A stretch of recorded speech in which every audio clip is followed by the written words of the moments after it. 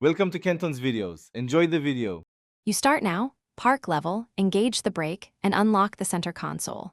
First, move the passenger seat back a bit so you have room to work. Once positioned, open the armrest lid and locate the visible screws near the hinge. You will remove those first. Use a small flashlight to confirm screw types. Make sure to keep a tray for screws. This prevents losing the tiny Phillips and 10 mm fasteners you'll remove in the next step. Once the hinge screws are out, flip the lid and reach under to remove the two 10 mm bolts that secure the armrest base.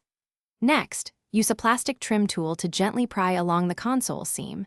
You will feel two hidden clips pop free. Work slowly to avoid breaking plastic.